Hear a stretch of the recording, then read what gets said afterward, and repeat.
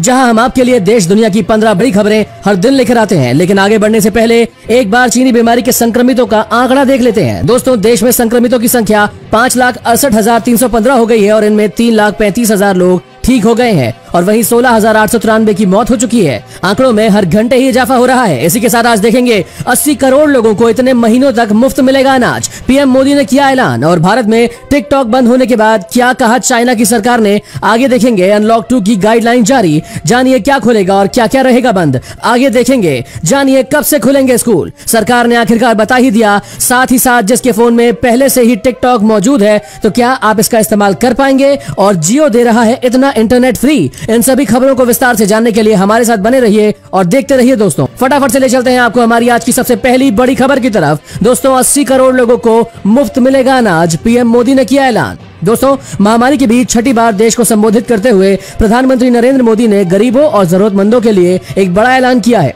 उन्होंने घोषणा की है कि मुफ्त अनाज देने की योजना अब अगले 5 महीनों तक जारी रहेगी। पीएम ने कहा कि त्योहारों का मौसम आ रहा है, जरूरतें और खर्चे बढ़ेंगे और ऐसे में सरकार ने फैसला किया है कि 80 करोड़ से ज्यादा लोगों को मुफ्त अनाज देने वाली योजना जुलाई, अगस्त, सितंबर, अक्टूबर और नवंबर में भी लागू रहेगी। सरकार द्वारा इन 5 महीनों के लिए 80 करोड़ से ज्यादा भाइयों बहनों को 5 किलो गेहूं या 5 किलो चावल मुफ्त दिया जाएगा। साथ ही हर परिवार को 1 किलो चना भी मुफ्त दिया जाएगा। सरकार का ये कदम जरूरतमंदों के लिए बहुत बड़ी खुशखबरी है।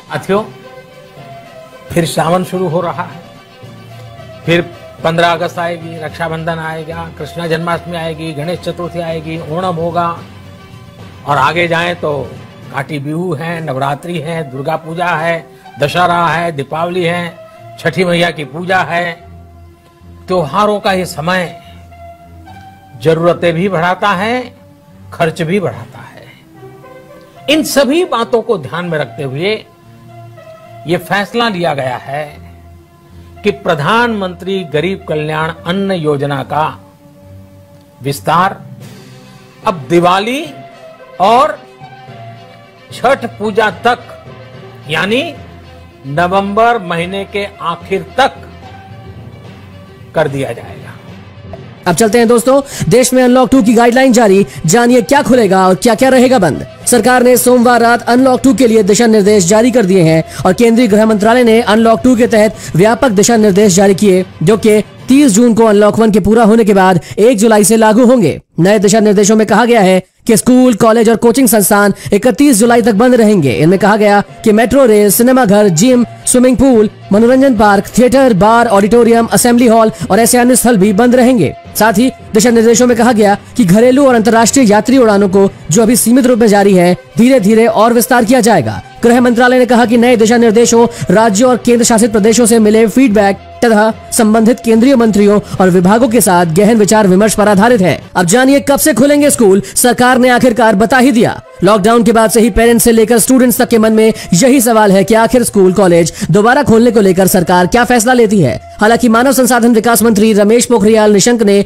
यह संदेश दिए हैं कि 15 अगस्त के बाद स्कूल खोले जा सकते हैं, लेकिन इसे लेकर कोई पुष्टि नहीं हुई है। इन सब के बीच आंध्र प्रदेश में स्कूल खोलने की योजना तैयार कर ली गई है और एक रिपोर्ट के अनुसार आंध्र प्रदेश सरकार ने अगस्त के अंत तक स्कूल खोलने की योजना बनाई है। इसके तहत राज्य के एजुकेशन मिनिस्टर ए सुरेश ने बताया कि प्रदेश में अगस्त के अंत तक स्कूल खोलने की योजना है और इस दिशा में सरकारी स्कूलों में रिनोवेशन का काम कराने के लिए एक प्रोजेक्ट भी शुरू किया गया है। इसके तहत करीबन 45,000 सरकारी स्कूलों को कॉर्पोरेट स्कूल के समकक्ष बनाने की कोशिश की जा रही है। इसके हालातों में सुधार आएंगे और संक्रमण का खतरा टलेगा। अब जानिए जिनके फोन में पहले ही टिकटॉक मौजूद है, क्या वो कर पाएंगे इसे यूज। दोस्तों, अगर आप भी ये सोच रहे हैं कि स्मार्टफोन में पहले से मौजूद ऐप काम करेगा या नहीं, इस पर अभी कुछ स्पष्ट नहीं कहा जा सकता है। हाँ, इतना स्पष्ट है कि नए यूजर इसे किसी हालत में डाउनलोड नहीं कर पाएंगे। हालांकि मंगलवार सुबह तक ये ऐप्स गूगल प्ले स्टोर पर मौजूद थे और डाउनलोड भी हो रहे थे। कुछ ही देर में एक नए ऐप की डाउनलोडिंग भी बंद हो जाएगी और विशेषज्ञों का मानना है कि भले ही आपके मोबाइल में ये ऐप मौजूद है, लेकिन आप इसे अपडेट नहीं कर पाएंगे और न ही इसे भारत में किसी तरह का डेवलपर सपोर्ट मिल पाएगा। भारत सरकार के अधिकारी सरकारी फैसलों के अनुसार सभी इंटरनेट सर्विस प्रोवाइडर और टेलीकॉम सर्विस प्रोवाइडर्स को दे रहे हैं। ये संस्थान ब्लॉक किए गए ऐप से जाने आने वाले सभी तरह के डेटा और ट्रैफिक को ब्लॉक करेंगे। दोस्तों, आपको क्या लगता है कि सरकार ने टिकटॉक को बंद करके सही किया या नहीं? हमें अपना जवाब जरूर बताएं। अब जानिए अनलॉक 1 में की गई ये लापरवाही बनी चिंता का कारण, मोदी ने देश को बताया। प्रधानमंत्री नरेंद्र मोदी ने आज देश के नाम अपने संबोधन में महामारी को लेकर चिंता जाहिर की और पीएम मोदी ने कहा कि अनलॉक 1 के बाद लापरवाही बढ़ी है, जो चिंता का कारण है। पीएम मोदी ने कहा कि महामारी से होने वाली मृत्यु दर को देखें तो दुनिया के अनेक देशों की तुलना में भारत अच्छी स्थिति में है और समय पर किए गए लॉकडाउन और अन्य फैसलों ने भारत में लाखों लोगों का जीवन बचाया है। लेकिन जब से देश में अनलॉक 1 हुआ है, व्यक्तिगत और सामाजिक व्यवहार में लापरवाही भी बढ़ती ही चली जा रही है। पहले हम मास्क को लेकर, 2 गज की दूरी को लेकर और 20 सेकंड तक दिन में कई बार हाथ धोने को लेकर बहुत सतर्क थे, लेकिन अब देखने को नहीं मिल रहा है ये सब कुछ। आगे देखिए दोस्तों, चीनी बीमारी के कितने आए नए लक्षण, जानिए पूरी खबर। और उससे पहले जानिए 1 जुलाई से बंद होने वाली है यह सुविधाएं, पड़ेगी महंगाई की मार। 1 जुलाई से अनलॉक 2 शुरू होने वाला है और ऐसे में कुछ ऐसी सुविधाएं भी हैं जो लोगों को देखने को नहीं मिलेंगी। इससे महंगाई की मार लोगों पर पड़ सकती है। इन सुविधाओं का लाभ अब नहीं मिलेगा। अटल पेंशन की मोहलत होगी खत्म। अगर आप अटल पेंशन योजना से जुड़े हैं, आपको किस्त पर मिली मोहलत की डेडलाइन खत्म हो गई है, तो महामारी संकट की वजह से सरकार ने अप्रैल महीने में ऑटो डेबिट की सुविधा को रोक दिया था। लोगों के पैसे बैंक अकाउंट से नहीं कट रहे थे और अब यह सुविधा बंद होने की वजह से एक बार फिर ऑटो डेबिट के जरिए किस्तों में कटौती होगी। जानिए एडवांस पीएफ का विड्रॉल। महामारी संकट में कैश की किल्लत दूर करने के लिए सरकार ने एक नियम में बदलाव किया था। इस बदलाव के तहत कोई भी उपभोक्ता अपने ईपीएफ खाते से 75% राशि या 3 महीने की basic salary, basic plus DMA से जो कम हो उतनी राशि निकाल सकता है और अब यह सुविधा बंद हो जाएगी। साथ ही एटीएम से पैसे निकालने के चार्जेस। बीते मार्च महीने में वित्त मंत्री निर्मला सीतारमण ने कहा था कि अगले 3 महीनों तक एटीएम से पैसे निकालने पर कोई चार्ज नहीं लगेगा, लेकिन अब यह सुविधा देखने को नहीं मिलेगी। अब जानिए भारत से टकराने के बाद चीन हुआ कंगाल, इतने पैसे डूबे। महामारी फैलाकर चीन ने अगर दुनिया को आर्थिक तौर पर बर्बाद कर दिया है, तो चीन खुद भी कंगाली की राह पर चल पड़ा है। चीन ने अफ्रीकी देशों के अलावा छोटे देशों को कर्ज के मकर जाल में फंसाकर दुनिया पर एक छत्र राज करने की महत्वाकांक्षा पाल रखी थी। इसी महत्वाकांक्षा को पूरी करने के लिए बेल्ट एंड रोड प्रोजेक्ट शुरू किया था और चीन के इस प्रोजेक्ट को अफ्रीकी देशों ने झटका दे दिया है। चीन के सीपैक यानी चाइना पाक इकोनॉमिक कॉरिडोर प्रोजेक्ट में चीन के $60 बिलियन लगभग डूब चुके हैं। आर्थिक जानकारों का कहना है कि चीन को बीआरआई प्रोजेक्ट में लगभग $300 बिलियन का नुकसान हो चुका है। चीन की जनता सरकार की असफल नीतियों का खामियाजा भुगत रही है। एक तरफ कंगाली, बेरोजगारी चीन की जनता को सता रही है, तो दूसरी ओर 5-5 मोर्चों पर जंग के बादलों ने चीन की जनता के दिलों में विद्रोह की चिंगारी को हवा दे दी है। चीन की सरकार की सफलता बस ये है कि जनता में विद्रोह की खबर की एक लाइन भी किसी भी मीडिया में दिखाई नहीं दे रही है। चीनी बीमारी के कितने आए नए लक्षण, जानिए पूरी खबर। दोस्तों, अमेरिका के शीर्ष स्वास्थ्य निकाय centre for disease control and prevention ने वेबसाइट पर जारी संक्रामक महामारी के लक्षणों की सूची में 3 नए लक्षण शामिल किए हैं। स्वास्थ्य निकाय द्वारा 12 लक्षणों की सूची में अब बहती नाक, जी मचलना या उल्टी होना व दस्त को भी संक्रमण के लक्षण में जोड़ा गया है। बुखार या सर्दी लगना, खांसी, श्वास की कमी, थकान, मांसपेशियों या शरीर में दर्द, सिर दर्द, गंध या स्वाद के एहसास में कमी या खो देना व गले में खराश ऐसे लक्षण हैं जो पहले से ही संक्रमण की सूची में है। हालांकि स्वास्थ्य निकाय ने अपनी वेबसाइट पर बोला कि इस सूची में सभी संभावित लक्षण शामिल नहीं हैं। सीडीसी इस सूची को तब तक अपडेट करता रहेगा जब तक महामारी के बारे में अधिक जानकारी नहीं मिलेगी। आगे देखेंगे, योग गुरु स्वामी रामदेव देंगे मुफ्त में दवा, कर दिया बड़ा ऐलान। उससे पहले जानिए टिकटॉक को लगा बहुत बड़ा झटका, अरबों में कमाई थी। दोस्तों, भारत सरकार ने 59 चाइनीज ऐप्स को बैन कर दिया है, जिसे चीन के खिलाफ डिजिटल सर्जिकल स्ट्राइक भी कहा जा रहा है। लेकिन आपको बता दें दोस्तों कि टिकटॉक जैसी ऐप्स के लिए भारत एक बहुत बड़ा बाजार था, जिसके सहारे ये फेसबुक जैसी कंपनियों को टक्कर देने का सपना देख रही थी। गौरतलब है कि कुछ ही सालों में टिकटॉक ने भारत पर अपनी पकड़ बेहद मजबूत कर ली थी और करोड़ों मोबाइल में ऐप डाउनलोड से टिकटॉक खूब कमाई भी करने लगा था।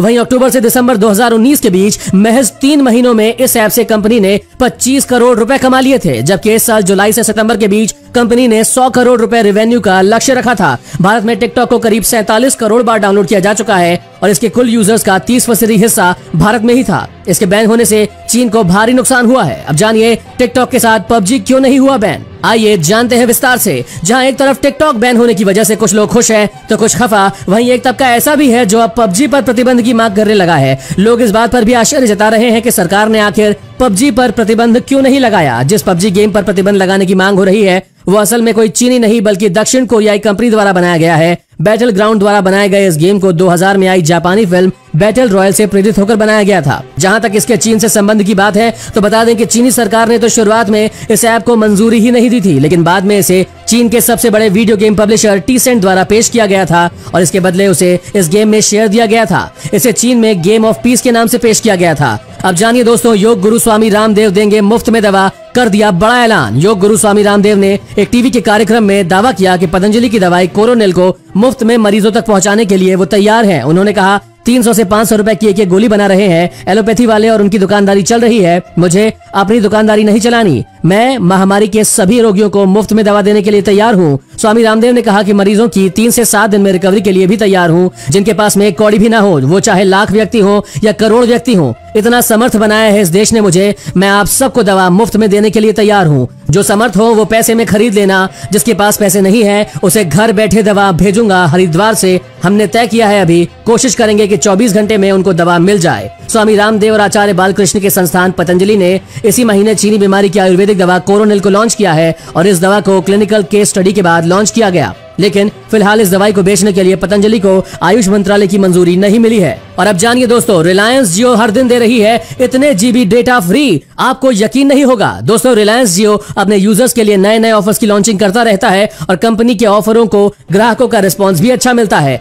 जियो एक बार फिर से अपने यूजर्स को 4 दिनों की वैधता के साथ मुफ्त 2 GB हाई स्पीड प्रतिदिन डेटा का लाभ दे रही है। ये लगातार चौथा महीना है जब telecom operator promotional data pack की पेशकश कर रही है। इस तरह का आखिरी ऑफर मई में सामने आया था और इस तरह के ऑफर की कुछ रिपोर्ट्स अप्रैल और मार्च में भी सामने आई थी। आगे देखेंगे दोस्तों, भारत के 59 चाइनीज ऐप्स पर बैन के बाद जानिए चीनी मीडिया ने क्या कहा। उससे पहले देखिए सरकारी नौकरी पाने का अच्छा मौका, बहुत से वैकेंसीज निकली, जल्दी करें आवेदन।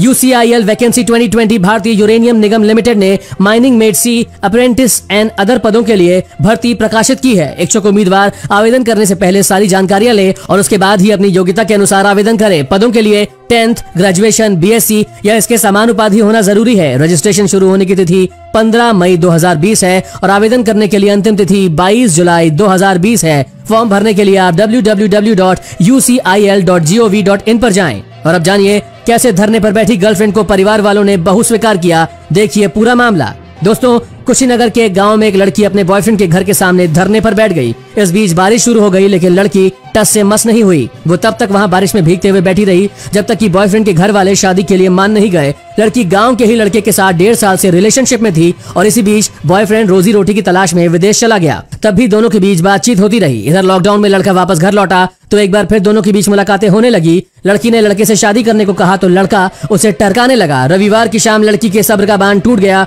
वो बॉयफ्रेंड के घर पहुंच गई और उसने बॉयफ्रेंड के परिवार वालों से बात की। बात नहीं बनी तो वो वहीं धरने पर बैठ गई। बारिश में भी वहीं बैठी रही। दोपहर बाद लड़के के घर वालों का दिल पसीजा और उन्होंने लड़की को घर की बहू बनाने पर सहमति दे दी। इसके बाद बारिश में भीग रही लड़की को घर लाया गया। लड़के ने उसे जीवन संगनी मान लिया। अब जानिए दोस्तों, भारत के 59 चाइनीज ऐप्स पर बैन के बाद जानिए चीनी मीडिया ने क्या कहा।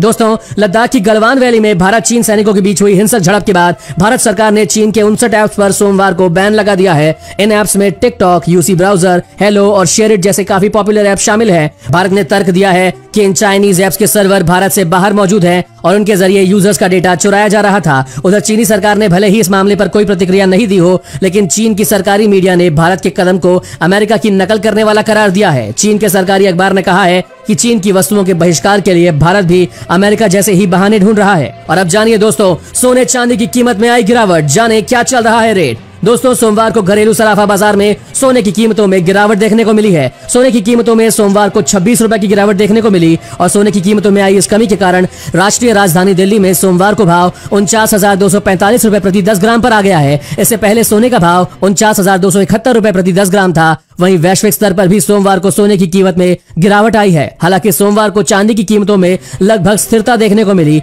चांदी की कीमत में सोमवार को 4 रुपए की मामूली गिरावट देखी गई। इससे चांदी की कीमत 49,461 रुपए प्रति किलोग्राम पर पहुंच गई है। इससे पहले चांदी की कीमत 49,465 रुपए प्रति किलोग्राम थी। शादी के सीजन में अभी भी लोगों के पास सस्ता सोना खरीदने का मौका है, क्योंकि आने वाले दिनों में इसकी कीमत और भी बढ़ सकती है।